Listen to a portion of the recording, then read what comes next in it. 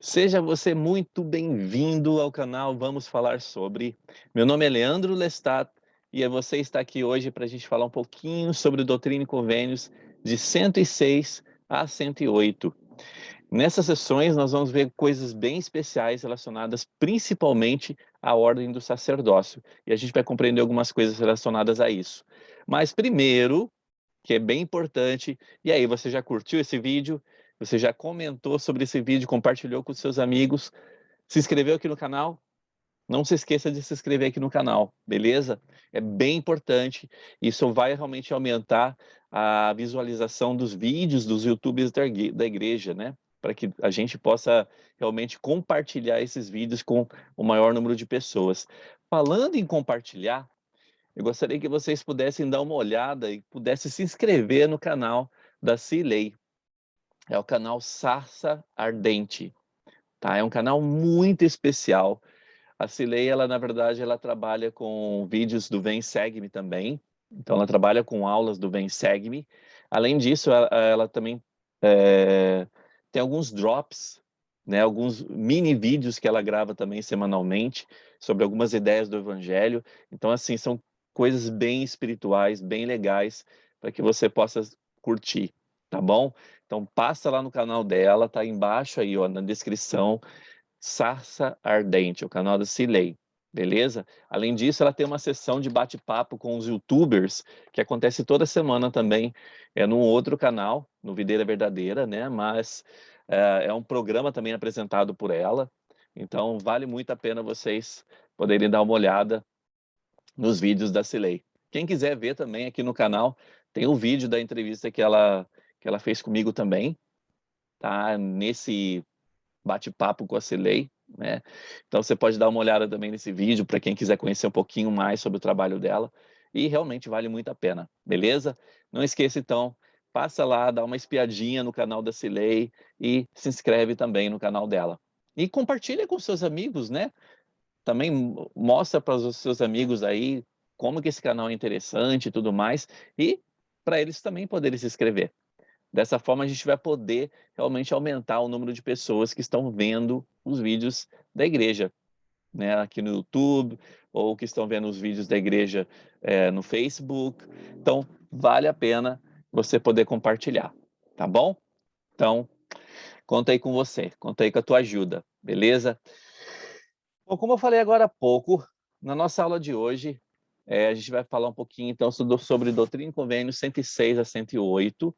O tema dessa aula é Que se lhe abram os céus. E a gente vai falar um pouquinho da parte histórica aqui primeiro, beleza? Nessa revelação, o Senhor chama o irmão mais velho de Oliver Cowdery, que era Warren Cowdery, e que ele era também recém-converso, né, na igreja. Ele chama, então, esse Warren Cowdery para presidir sobre o número crescente de santos em Friedan, lá em Nova York, e nas comunidades também circunvizinhas. Então, por isso que o papel do Warren era tão importante, porque ele não era um líder somente lá para os santos de Freedom, né? Mas ele era um líder para os santos também das regiões circunvizinhas. O Senhor também promete a Warren grandes bênçãos por seu serviço fiel. É interessante porque Doutrina e Convênios é cheio desse tipo de promessa a determinadas pessoas, mas essas promessas se aplicam a gente também. Então, isso que é interessante sobre Doutrina e Convênios, né? A gente consegue colocar essas promessas para nossas vidas. Então, se trocarmos o nome ali da pessoa por nosso nome, muitas vezes a gente vai conseguir entender muito bem o que está sendo falado ali para a nossa vida. Também o profeta Joseph recebeu a Doutrina e Convênios, a revelação, né, de Doutrina e Convênios 107, quando os novos membros chamados para o Quórum dos 12 estavam se preparando para servir missão no leste dos Estados Unidos. Além disso, como eu falei agora há pouco, nesses capítulos a gente recebe algumas instruções sobre o sacerdócio e a governança da igreja.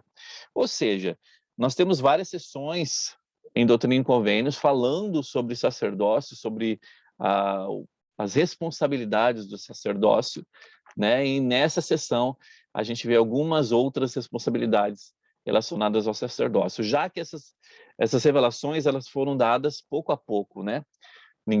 Joseph, na verdade, não recebeu todas as revelações sobre o sacerdócio de uma vez só. Então, de pouco a pouco, elas foram dadas.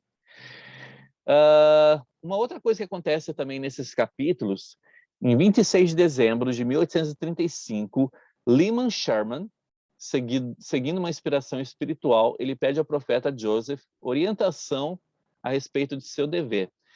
E, inclusive, esse Lyman, na verdade, depois ele se torna um dos primeiros, né, líderes ali dos 70, né, dos 70 diários. A gente vai ver um pouquinho também disso mais tarde. Em março de 1834, o profeta Joseph e Parley P. Pratt visitaram Friedan e se hospedaram na casa de Warren Cowdery.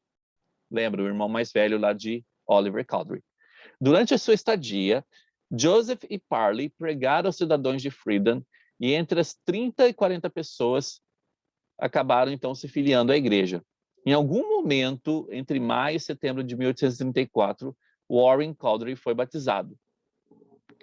Só uma coisa, quando Oliver Cowdery estava ouvindo o evangelho, o Warren, o irmão dele, ele teve um acesso ao evangelho também. Só que naquela época ele acabou não se convertendo, não sendo batizado na igreja. Isso foi acontecer 4 anos depois, ou depois, na verdade, que Oliver Cowdery se batizou. E a gente tem aqui em 1834. Então, aconteceu 4 anos depois da restauração da igreja. Então, no outono de 1834, Warren escreveu para o irmão Oliver e pediu que um líder da igreja voltasse a Friedan, Nova York, para fortalecer os membros de lá. 2 meses mais tarde, Joseph Smith recebeu então a revelação registrada em Doutrina e Convênio 106. Então, é o que a gente tem aqui sobre o histórico de Doutrina e Convênios de 106 a 108, que é o que nós vamos falar um pouquinho hoje, beleza? Lembrando que o Warren, ele acabou sendo chamado como sumo sacerdote, né? Então, ele tinha uma responsabilidade para os membros ali. Como esse tipo de responsabilidade era tão importante, ele continua sendo importante hoje em dia, o Senhor deu algumas instruções para Warren, ok? Então, vamos ver essas instruções aqui no versículo 3 e 6 de Doutrina e Convênios 106. E fala assim: e devote todo o seu tempo a este elevado e santo chamado que agora lhe dou, buscando zelosamente o reino do céu e sua retidão. E todas as coisas necessárias lhe serão acrescentadas, pois digno é o obreiro do seu salário. Nesse versículo aqui, nós entendemos um pouquinho sobre o que o Senhor está falando a respeito de um chamado. E ele está falando aqui para Warren que ele deveria devotar todo o seu tempo a este chamado, a esse santo chamado que ele estava recebendo, buscando do Senhor a sua retidão. E todas as outras coisas lhe seriam acrescentadas.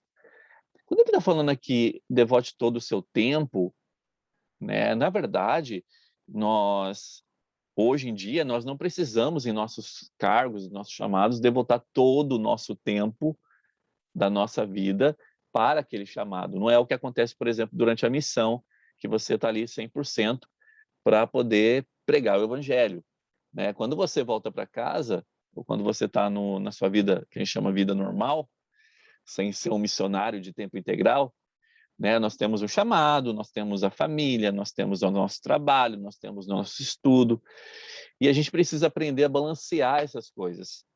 Então, a coisa mais importante nesse sentido seria colocar na balança e saber que prato eu estou sabendo carregar durante aquele momento. Né? Existe um discurso que fala sobre isso, né? Sobre essa questão de quantos pratos eu estou carregando durante determinados momentos de nossa vida. Então, por exemplo, quando eu estou responsável pelo meu chamado, é importante que 100% do meu tempo, 100% da minha atenção, naquele momento, esteja sobre o chamado.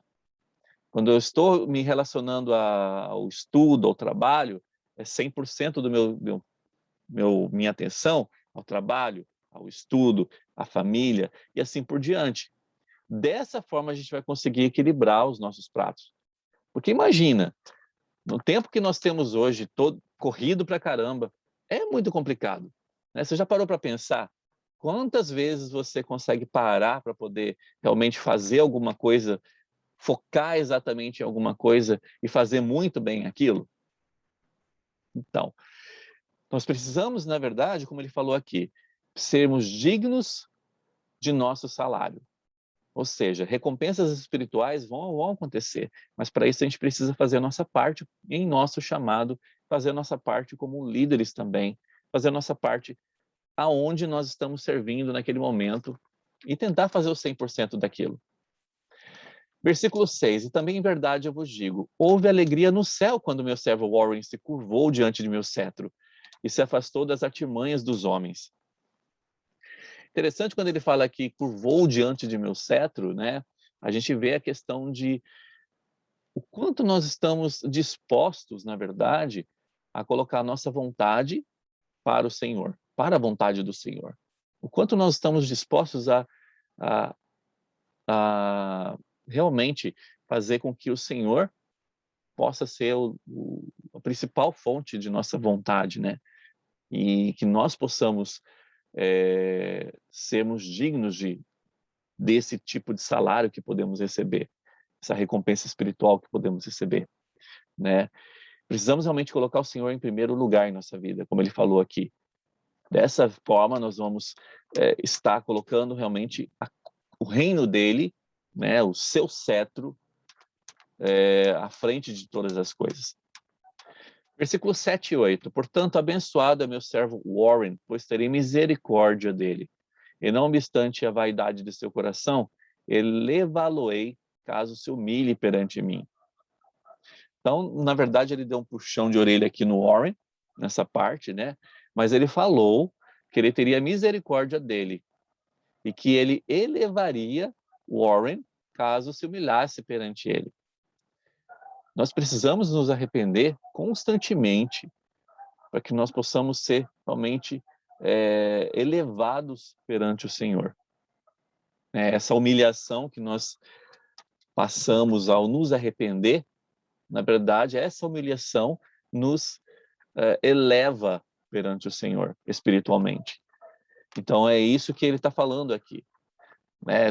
Trocando os nomes, né? Portanto, abençoado é meu servo Leandro, pois terei misericórdia dele. E não obstante a vaidade do seu coração, elevá-lo-ei caso se humilhe perante mim. Coloque as escrituras no teu nome, né? Coloca as escrituras, na verdade, para que você possa fazer parte desse universo, para que você possa fazer parte disso tudo do que está sendo falado. E conceder-lhe-ei graça e confiança para sustentar-se. E se ele continuar sendo uma testemunha fiel e uma luz para a igreja, prepararei uma coroa nas mansões de meu pai. Então, olha que importante isso, né? Então, graça e confiança o Senhor daria para que ele fosse sustentado. E que se ele continuasse sendo uma testemunha fiel, né? Quantas vezes nós paramos para pensar nisso, né? Nas recompensas espirituais que nós podemos receber por sermos uma testemunha fiel do Senhor. Em fevereiro de 1835, quase 5 anos depois que a igreja foi restaurada, o Quórum dos 12 apóstolos, né, foi então organizado. Um dos primeiros deveres dos apóstolos recém-chamados era realizar conferências nos ramos da igreja no leste dos Estados Unidos. Então, olha que interessante isso, né? O primeiro quórum dos 12 apóstolos foi organizado em 1835. E qual era a responsabilidade deles? Principal, levar o evangelho à frente. Eles levavam esse evangelho à frente quando eles faziam as conferências, né? Ao redor ali. O elder Neil Anderson, ele falou o seguinte: o sacerdócio é o poder e a autoridade de Deus concedidos para a salvação e bênção de todos, homens, mulheres e crianças.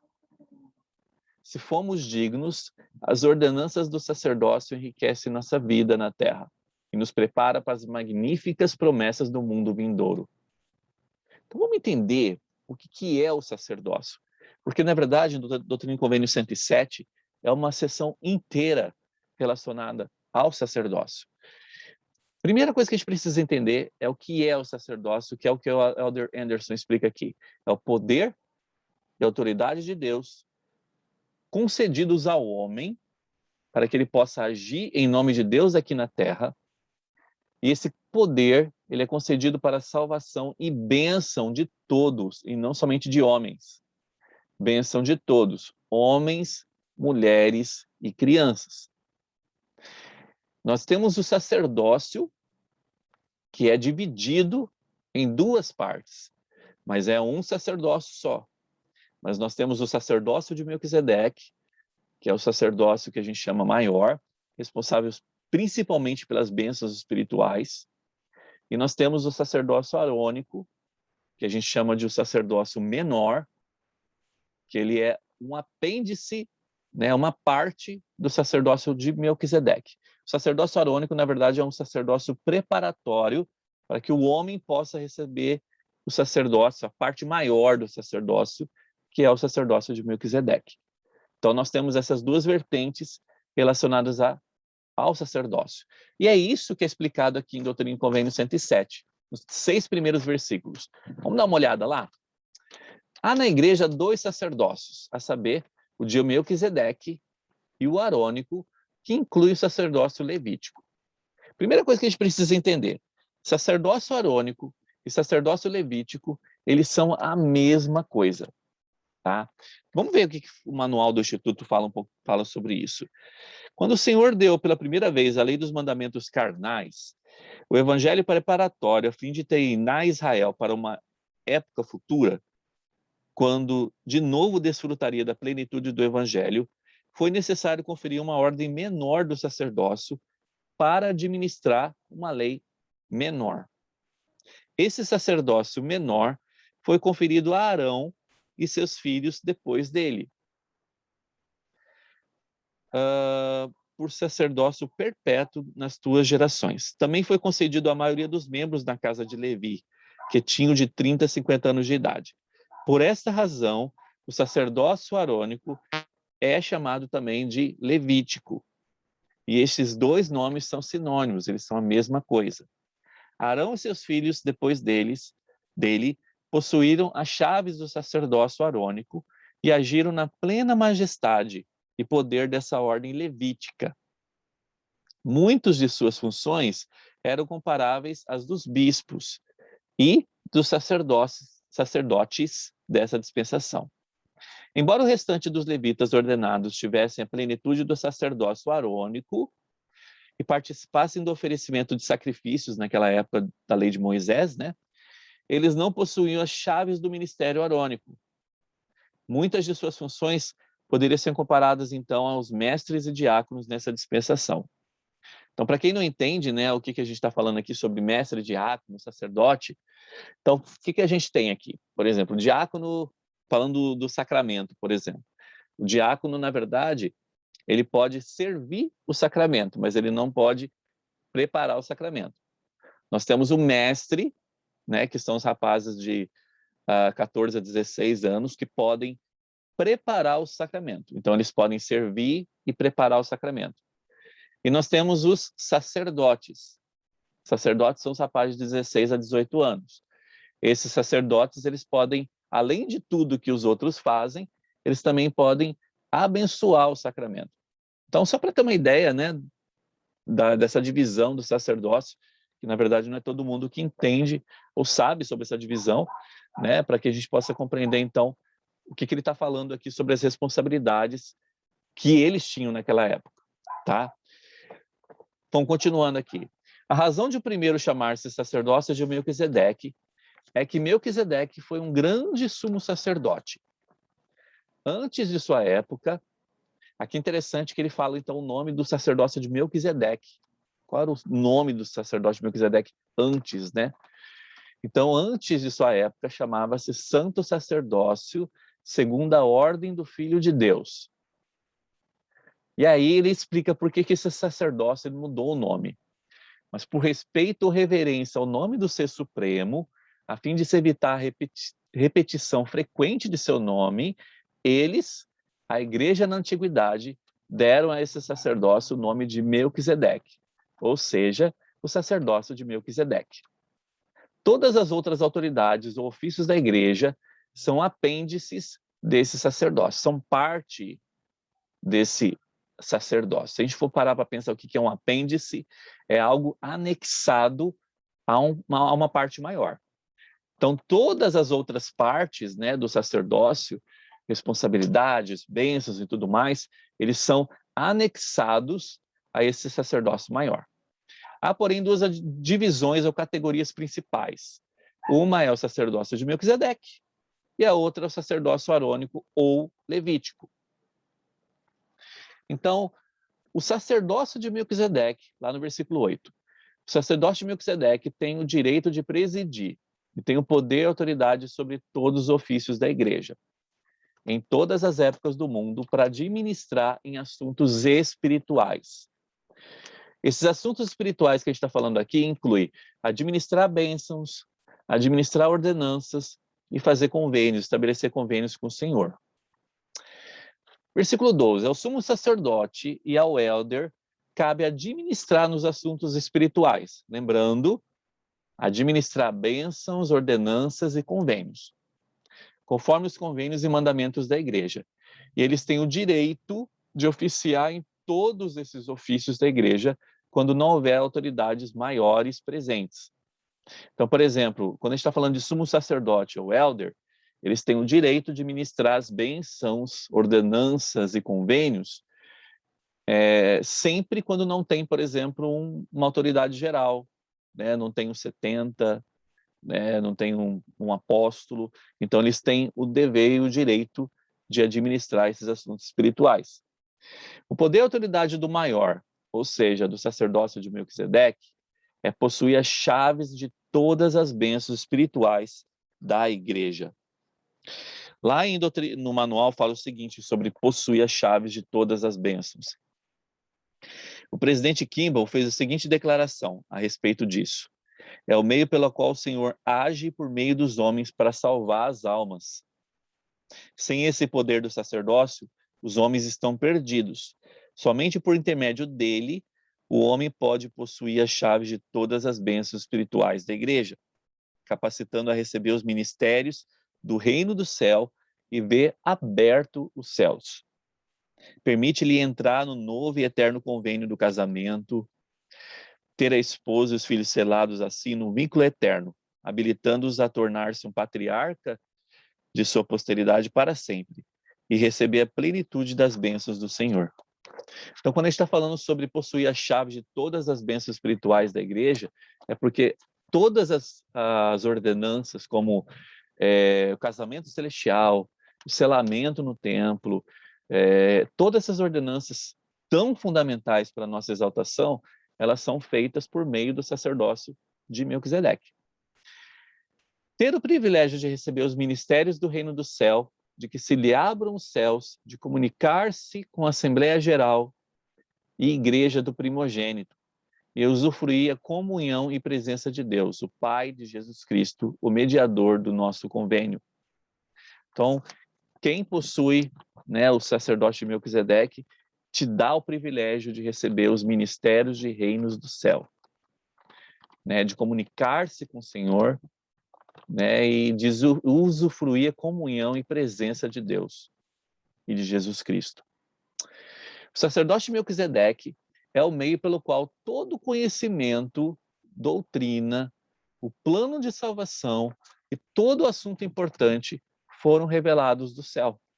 Então, todas as coisas mais importantes que a gente pode nomear relacionadas à doutrina do Evangelho, à doutrina do Senhor, todas essas coisas foram reveladas por meio desse sacerdócio, por meio do sacerdócio de Melquisedeque. Aí no versículo 13 em diante, ele vai falar um pouquinho sobre o segundo sacerdócio, ou seja, esse apêndice do sacerdócio, lembrando que é o mesmo sacerdócio, mas é um apêndice dele, né, uma parte dele, do Melquisedeque. E ele fala, o segundo sacerdócio chama-se sacerdócio de Arão, porque foi conferido a Arão e sua semente por todas as suas gerações. A razão de ser chamado sacerdócio menor consiste que ele é um apêndice do maior.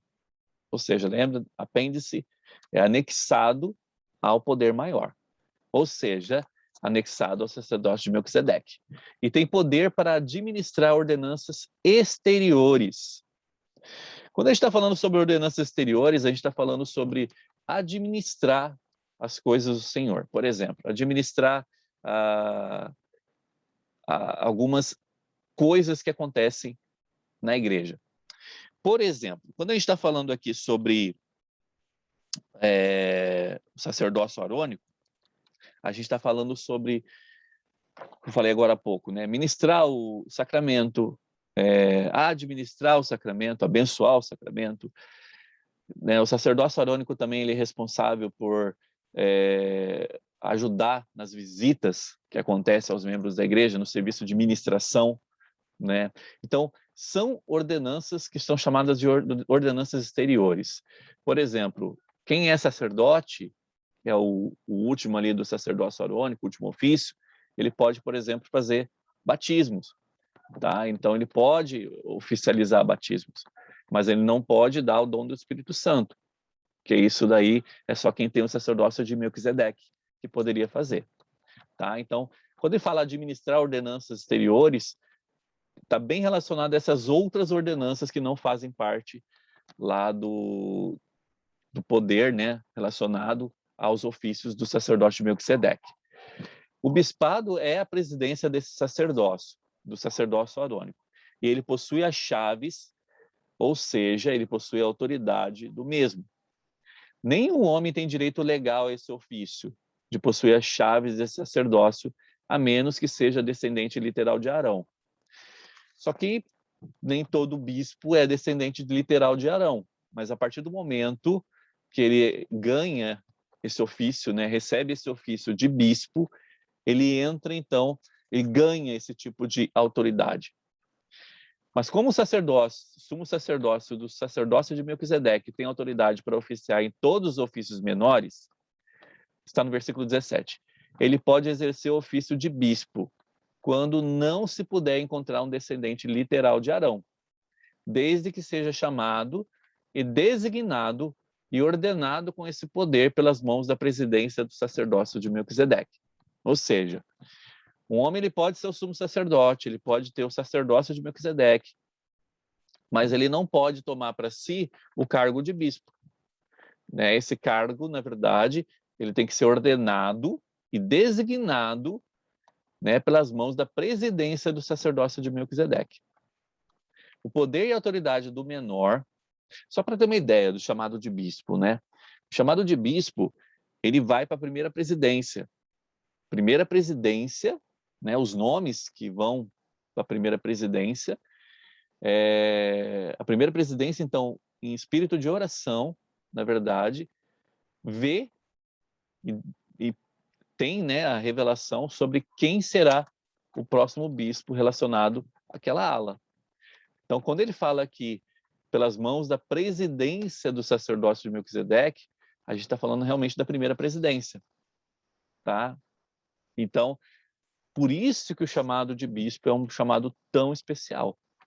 É um chamado que é ordenado, né? E ele é sacramentado pela primeira presidência, tá? Então, não é como um outro chamado em que existe lá somente uma entrevista, né? E depois você é ordenado, né? Por imposição de mão para aquele chamado. O bispo não. O bispo, na verdade, existe um processo um pouquinho mais, como eu posso dizer, um pouquinho mais longo para que o chamado de bispo possa realmente acontecer. Então, por isso que muitas vezes, né, quando um bispo é desobrigado, ele é chamado para um outro cargo e tudo mais, muitas vezes a ala fica ainda um tempo sem o bispo, porque não é uma coisa tão simples de acontecer, tá? Então o processo é um pouquinho mais longo. Versículo 20. O poder e a autoridade do menor, ou seja, do sacerdócio arônico, é possuir as chaves do ministério de anjos e administrar ordenanças exteriores, a letra do evangelho, o batismo de arrependimento para remissão de pecados, conforme os convênios e mandamentos. Que é aquilo que a gente comentou agora há pouco, né? O presidente Ballard, ele disse: eu sei que os conselhos são a vontade do Senhor, e que ele criou todas as coisas no universo por meio de um conselho nos céus, conforme mencionado nas escrituras sagradas. Por que eu estou falando aqui de conselho agora? Porque uma das partes principais relacionadas ao sacerdócio de Melquisedeque e também ao arônico é que o Senhor ordena que os membros possam se reunir em conselho. Para quê? Para que dentro de um conselho, né, a vontade do Senhor possa permanecer. Então, lá no versículo 30 e 31, fala o seguinte: as decisões desses quórums, ou de qualquer deles, devem ser tomadas com toda a retidão, com santidade e humildade de coração, mansidão e longanimidade, e com fé e virtude, conhecimento, temperança, paciência, piedade, bondade fraternal e caridade. Então, na verdade, todas as decisões que são feitas em conselho, nesses quórums, devem ser tomadas com essas características que eu acabei de citar. Porque existe a promessa de que, se estas coisas sobrejarem neles, não serão estéreis no conhecimento do Senhor. Então, na verdade, o conselho existe para que os membros possam tomar as decisões de acordo com o Espírito. Então, qualquer decisão que for tomada precisa ser tomada de acordo com o Espírito. E essas decisões só vão acontecer se essas características, esses sentimentos que a gente acabou de falar agora, estiverem presentes. Versículo 41. Essa ordem foi instituída nos dias de Adão e transmitida por linhagem. Ele continua, né, da seguinte maneira. Olha que interessante esse versículo 41, que ele fala que essa ordem do sacerdócio de Melquisedeque, ela foi instituída nos dias de Adão e transmitida por linhagem. Então, lá no versículo 39 a 57, a gente não vai ler esses versículos agora, mas só para poder dar uma resumida, lá explica que o Senhor revelou que a ordem patriarcal do sacerdócio, ela foi instituída de Adão e que ela foi transmitida de pai para filho. 3 anos antes de sua morte, Adão se reuniu com os portadores do sacerdócio e também com o restante de sua posteridade, que era justa, em Adão onde Amã. Lembrando que antes da vinda de Jesus Cristo, ocorrerá uma outra reunião nesse vale de Adão onde Amã. Essa reunião é muito conhecida como a reunião dos 144 mil sumos sacerdotes. Está lá em Doutrina e Convênios também, no Apocalipse. Mas esse foi o mesmo lugar que Adão se reuniu com os portadores de sacerdócio da sua época e também com os membros de sua posteridade, né? E ele abençoou seus filhos fiéis e o Senhor apareceu a eles. Então, olha que especial, né? Eu não sei quantos aqui já pararam para pensar sobre de onde que veio o sacerdócio de Melquisedeque. Porque a gente ouve falar sobre o sacerdócio de Melquisedeque que ele foi tirado quando Moisés morreu, né? E, na verdade, foi o que aconteceu. Quando Moisés faleceu, na verdade, o Senhor retirou o sacerdócio de Melquisedeque e deixou para os homens o sacerdócio arônico. Por quê? Eles não estavam preparados para continuarem tendo o sacerdócio maior, continuarem oficializando as ordenanças por meio do sacerdócio maior.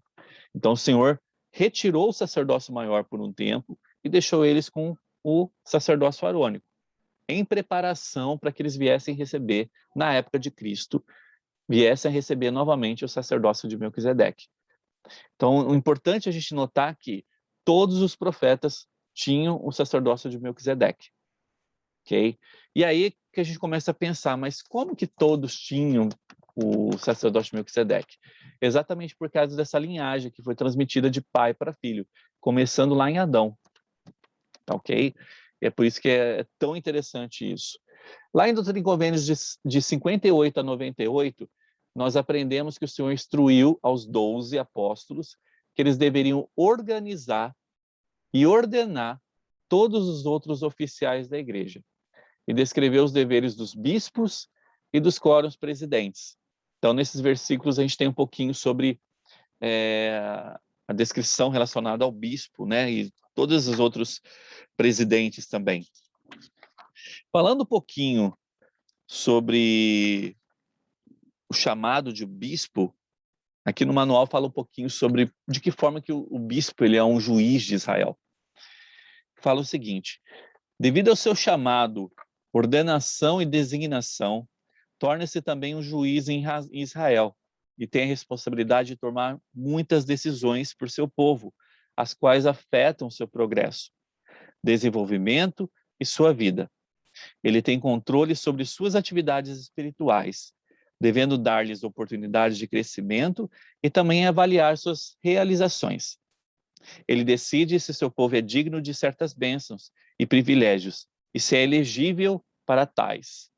O bispo tem as chaves para todos os templos do mundo e é ele quem precisa girá-las para abrir essas portas aos membros. Então é ele que, na verdade, oficializa, né, aquela entrevista para o templo, para que o membro possa receber uma recomendação para entrar dentro de um templo. E pelo casamento eterno para a vida eterna. Disse: os pensamentos de Deus não são os pensamentos dos homens. Este homem, o bispo, não precisa ser culto em todos os campos da educação, pois tem acesso à fonte de todo o conhecimento. Existe revelação não somente para o profeta, mas para cada homem digno e reto. Ele tem direito à orientação divina em sua própria jurisdição. Então, na verdade, o bispo ele recebe revelação, além de receber revelação para si próprio e para sua família, ele tem direito de receber revelação para a ala. E essa é uma das coisas que somente o bispo tem direito de receber, revelação para a ala. Okay? O bispo pode recorrer a esse reservatório sem limites de conhecimento e sabedoria, se estiver em sintonia com o Criador. Então, o chamado de bispo, ele é muito especial, né? E não é à toa que ele é o que te dá, como falou aqui, né, as chaves para que você possa receber, então, a sua recomendação para o templo. Falando um pouquinho sobre os ofícios do sacerdócio, esses ofícios, eles são falados nesses versículos aqui de Doutrina e Convênio 107 também. Quando a gente fala dos ofícios do sacerdócio arônico, lembrando, um ofício não é maior do que o outro, não é mais importante do que o outro. Isso é bem importante a gente salientar. Né? O que acontece é, para que haja maior ordem dentro de cada parte do sacerdócio, nós temos ofícios para que tomem responsabilidade, né? Para que tenham responsabilidade sobre determinadas coisas e determinadas ordenanças, determinados processos que precisam ser feitos. Então, na verdade, esses ofícios são em caráter de organização, tá? Não são dizendo que um ofício é maior ou melhor do que o outro. Todas as pessoas que possuem o sacerdócio, né, como ele falou aqui, todas as pessoas que têm o sacerdócio têm direito à orientação divina em sua própria jurisdição, tá? Só que nós, dentro desse sacerdócio, nós temos ofícios, nós temos determinadas organizações para que possam agir de forma mais organizada, né, dentro do reino do Senhor. Então, por exemplo, quando a gente está falando do sacerdócio arônico, nós temos lá diácono, né, que normalmente o que acontece? Quando o jovem ele tem de 12 a 14 anos, ele é um diácono. Quando ele completa 14 anos, né, no ano que ele vai completar 14 anos, ele já pode ser chamado como mestre, que é o segundo ofício do sacerdócio arônico. Então, esse segundo ofício seria de 14 a 16 anos. Então, o que acontece? Nesse ofício de diácono, que é o primeiro, os diáconos eles ficam encarregados de distribuir o sacramento, ajudar na conservação dos edifícios da igreja, ser mensageiros dos líderes do sacerdócio e cumprir encargos especiais, tais como receber a oferta de jejum. Hoje, na verdade, as ofertas elas são online, né? Então, na verdade, não precisa ser feito isso, mas isso era uma das responsabilidades do diácono, por exemplo. O mestre, que é esse segundo ofício, ele assume as mesmas responsabilidades se são acrescentadas outras. tá? Então, quando ele vai completar 14 anos naquele ano, ele é chamado, então, como mestre. E aí o mestre ele possui todos os deveres e direitos do diácono. Além disso, eles devem ajudar os membros da igreja a viverem os mandamentos. Ele também são responsáveis por servir como mestres familiares, né? Ou seja, não mestres familiares, mas ministradores, hoje em dia. Então, eles visitam a casa dos membros da igreja, encorajando-os a viver os princípios do evangelho. E ele também prepara o pão e a água para os serviços sacramentais. Então, preparação do sacramento é somente o mestre que pode fazer. Depois disso, quando o jovem, naquele ano, ele vai completar 16 anos, ele é chamado como sacerdote. Então, vai acumulando as responsabilidades, né? Mas o sacerdote, agora, ele pode batizar, ele pode administrar o sacramento e ele também pode ordenar outros sacerdotes, mestres e diáconos. Ele também pode assumir a liderança em reuniões quando não houver um portador do sacerdócio de Melquisedeque. E ele também deve ensinar o evangelho àqueles que estão ao seu redor. Então, esses são os 3 principais ofícios ali do sacerdócio arônico. Quem lidera o sacerdócio arônico é o bispo. Tá? Então, o bispo é ordenado e designado para presidir o sacerdócio arônico em uma ala. Ele é o presidente do quórum dos sacerdotes. Então, ele age no seu ofício de sacerdócio arônico. O bispo, então, quando ele está agindo nesse ofício, ele lida principalmente com assuntos de ordem material, tal como administração de finanças, registros e cuidados com os pobres e necessitados. Ok? E aí, quando a gente passa ao sacerdócio de Melquisedeque, nós temos outros ofícios do sacerdócio de Melquisedeque. Então, compreendendo um pouquinho sobre esses ofícios, né? Nós temos o elder. Então, a partir do momento que o rapaz, naquele ano, ele vai completar 18 anos, ele é chamado como elder. Então, os elders são chamados para ensinar, expor, exortar, batizar e zelar pela igreja. Todos os portadores do sacerdócio de Melquisedeque são elders. Então, todos os portadores são elders. Então, independente do ofício que você vai ter depois, tá? E eles possuem autoridade de conceder o dom do Espírito Santo pela imposição de mãos. Os elders devem dirigir as reuniões da igreja conforme inspirados pelo Espírito. Os elders podem administrar os doentes, abençoar criancinhas, presidir reuniões da igreja quando não houver um sumo sacerdote presente. Então, nós temos lá o elder. Logo depois do elder, nós temos o sumo sacerdote. Então, o sumo sacerdote, ele recebe autoridade para oficiar na igreja e administrar as coisas espirituais. Ele pode também oficiar em todos os ofícios menores. Os presidentes de estaca, presidentes de missão, bispos, sumo conselheiros e outros líderes da igreja, eles são ordenados, então, como sumos sacerdotes, para a gente entender quem são os sumos sacerdotes, ok? Então, a gente tem elder, todo mundo é elder, acima de 18 anos. Só que depois de elder, nós temos alguns outros ofícios que você pode receber. Então, um deles seria o sumo sacerdote. Então, quando o rapaz, o homem, ele é um bispo, um presidente de estaca, membro do sumo conselho, etc., ele é, então, chamado de sumo sacerdote. Ok? Nós temos um outro ofício, que é o de patriarca. Então, os patriarcas são ordenados pelas autoridades gerais ou pelos presidentes da estaca, quando são autorizados pelo Conselho dos 12 para dar bênçãos patriarcais aos membros da igreja. Essas bênçãos nos fazem entender um pouquinho mais a respeito de nosso chamado na Terra. Elas são a palavra do Senhor dada pessoalmente a nós. Os patriarcas também são ordenados sumos sacerdotes. Ok? Para a gente entender o que é um patriarca. Ah, mas todo sumo sacerdote vai ser um patriarca? Não. Nós temos um patriarca por cada estaca. Ok? Então, por cada estaca, nós temos um homem que é chamado como patriarca da estaca. Ok? Logo depois disso, um outro ofício que haveria no sacerdócio de Melquisedeque seria o de 70. Então, os 70 são testemunhas especiais de Cristo e ajudam na edificação e direção da igreja pelo mundo, sob a direção da primeira presidência e do quórum dos 12 apóstolos. Então, quando a gente fala sobre autoridades gerais, Normalmente a gente está falando muito sobre 70. Então, 70 eles visitam o mundo, né? Para verificar como que as coisas da igreja estão sendo feitas dentro das estacas, dentro dos países que eles têm a sua própria responsabilidade. Por isso que nós temos alguns quóruns dos 70. Nós não temos um quórum dos 70 só, um grupo de 70, mas nós temos alguns grupos de 70, para que esses membros, né, possam estar divididos no mundo e que possam estar responsáveis por determinadas partes da organização da igreja no mundo, ok?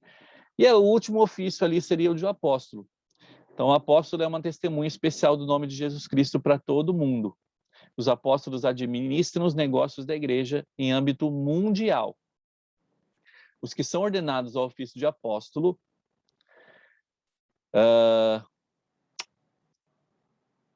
os que são ordenados ao ofício de apóstolo, que pertence ao sacerdote de Melquisedeque, são geralmente designados como membros do quórum dos 12. A cada um são dadas chaves do reino de Deus na terra, mas apenas o apóstolo mais antigo, que é o presidente da igreja, exerce todas as chaves. Então, normalmente, nós temos o apóstolo mais antigo, que se torna o profeta, né, que é o presidente da igreja. Os outros vão agir sobre a direção do presidente da igreja. Ok? Então, só para a gente resumir, né? Então, quais são os ofícios ali do sacerdócio de Melquisedeque? Então, a gente tem o elder, sumo sacerdote, patriarca, 70 e apóstolo. Ok? Por que eu falei tudo isso? Na verdade, é interessante a gente conhecer um pouquinho sobre esses ofícios, sobre como que é dividido o sacerdócio de Melquisedeque, né? Porque muitas vezes, em reunião sacramental, é falado sobre esses nomes e tudo mais, e é interessante, é importante a gente saber o que é, ok? O presidente Ballard falou o seguinte: o nosso Pai Celestial é generoso com seu poder.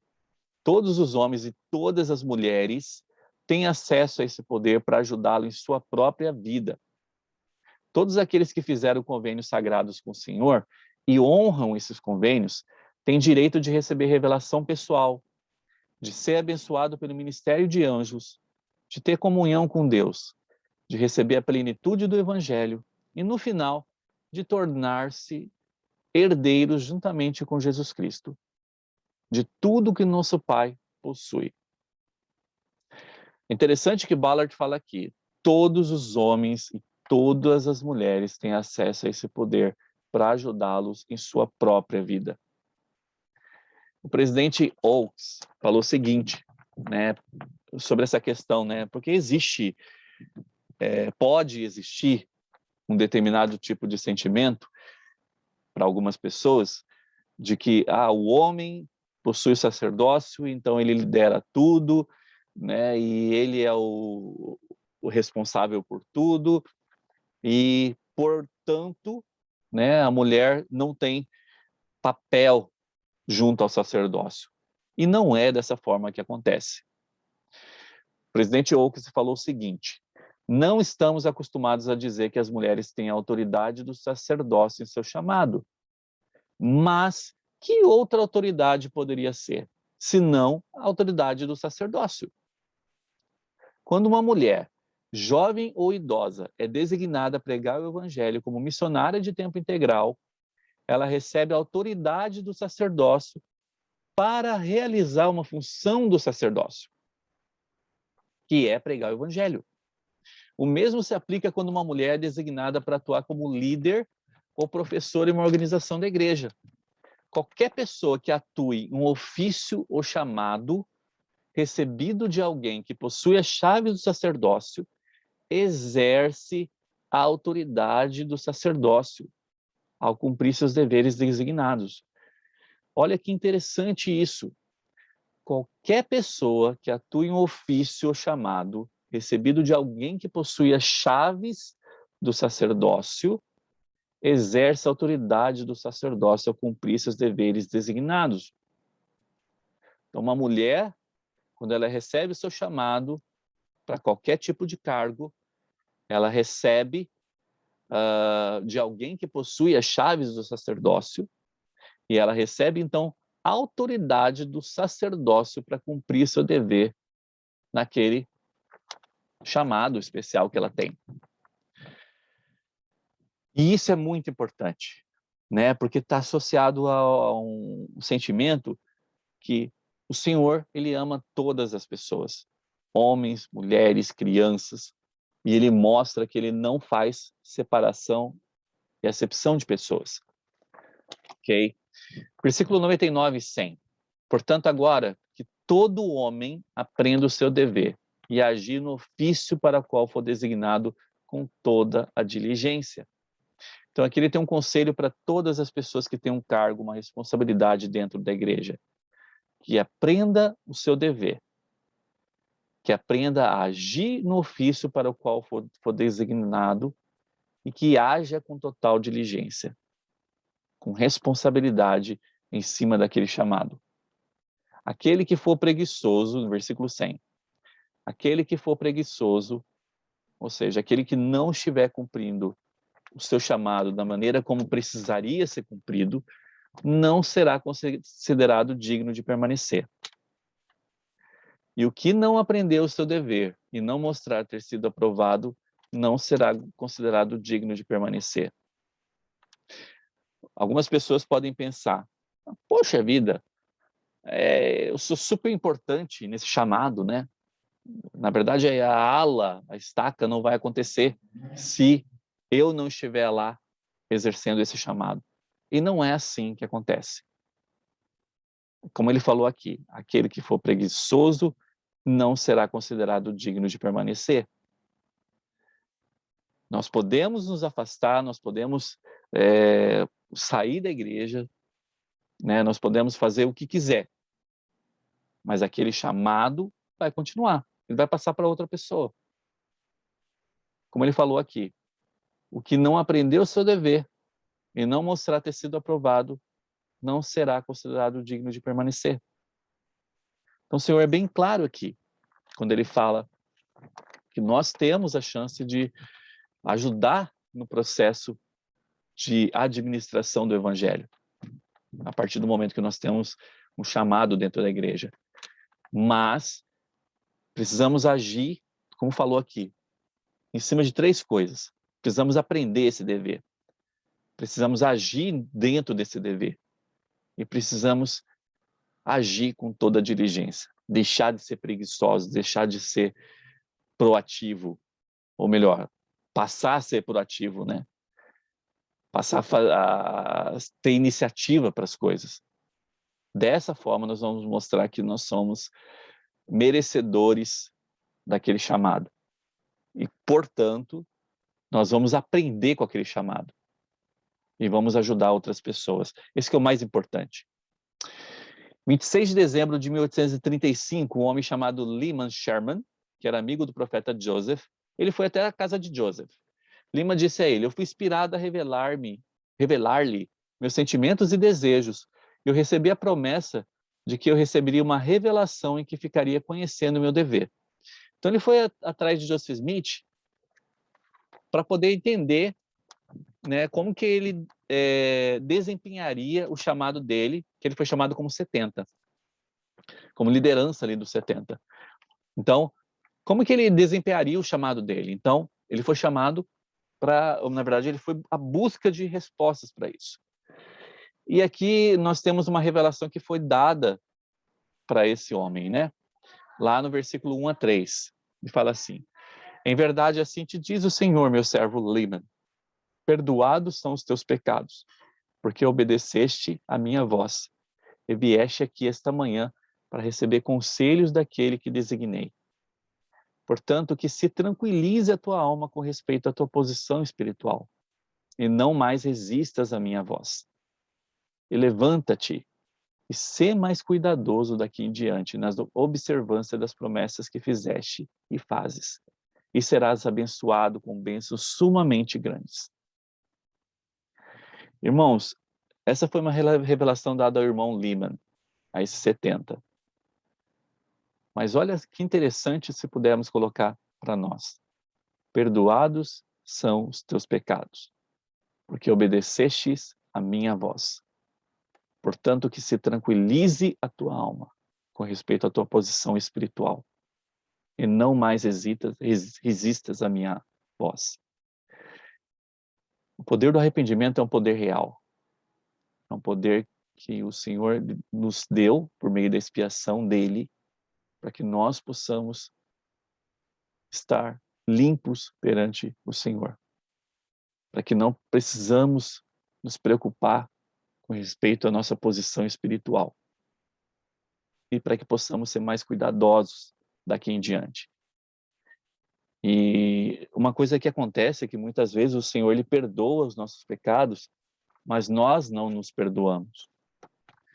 E ontem eu estava assistindo a live da Cilei, do Adriano e do irmão Vanderlei, e eles estavam falando um pouquinho sobre isso, né? Sobre essa questão de muitas vezes a gente não se perdoa, né? Não quer dizer que a gente tem que esquecer o que a gente fez, não é isso. Mas se perdoar é um processo do arrependimento também. Porque senão, na verdade, a gente vai ficar sempre se comparando a outra pessoa. Vai ficar sempre se comparando e se achando menor que outra pessoa. E isso é uma das coisas que o inimigo utiliza para fazer com que nós possamos desistir, para fazer com que nós possamos desistir de nossos chamados, desistir de seguir o Evangelho. Possamos lembrar dessa promessa que ele falou aqui no versículo 3. Levanta-te e sê mais cuidadoso daqui em diante, e será abençoado com bênçãos sumamente grandes. Nós temos arrependimento para sempre começar, do zero. E nós podemos começar todos os dias, porque o nosso tempo de preparação é hoje. E lá no versículo 7 e 8 ele fala o seguinte: portanto, fortalece os teus irmãos em todas as tuas conversas, em todas as tuas orações, em todas as tuas exortações, em todos os seus feitos. Eis que estou contigo para abençoar-te e livrar-te para sempre. Palavras conversas, a palavra aqui conversas que ele utiliza, refere-se à conduta ou ao comportamento moral de uma pessoa. E a palavra exortação significa ensinamento. Então, olha lá. Portanto, fortalece os teus irmãos em todas as tuas conversas.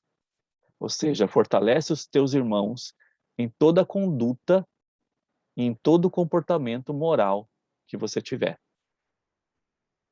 Então, faça a sua parte, exerça conduta, exerça comportamento moral, para que você possa, então, fortalecer outras pessoas. E em todas as tuas orações, em todas as suas exortações. Então, ele dá um convite para que nós possamos aqui fortalecer os irmãos, sempre referente à conduta e comportamento moral, por meio de ensinamentos. É isso que ele fala aqui como exortações. Por meio de ensinamentos e em todos os teus feitos. Ou seja, em todas as suas atitudes. Falar é muito bom, mas quantas pessoas que falam realmente fazem o que falam? Eu sei que, na verdade, não é fácil cumprir as coisas do Evangelho, cumprir o que temos que cumprir. É por isso que nós temos arrependimento, para que nós possamos melhorar a cada dia. Mas nós precisamos nos tornar mais cumpridores, e não somente faladores do Evangelho. Dessa forma, nós vamos ensinar as pessoas de uma forma melhor, de uma forma mais eficiente. Gostaria que você pensasse nessa pergunta. Como que você pode fortalecer as pessoas ao seu redor por meio de sua conduta, palavras e ações? E quando você foi fortalecido por causa de conduta ou palavras ou ações de outra pessoa? Compartilha comigo aqui embaixo. Compartilha com a gente aqui embaixo. Deixa aí no comentário as suas experiências. Eu vou comentar, eu vou dar um like nas suas respostas aí também, ok? Mas pensa nisso, como é que você pode fortalecer as pessoas ao seu redor por meio de sua conduta, palavras e ações? Eu gostaria de encerrar essa aula com a citação do Elder Oaks.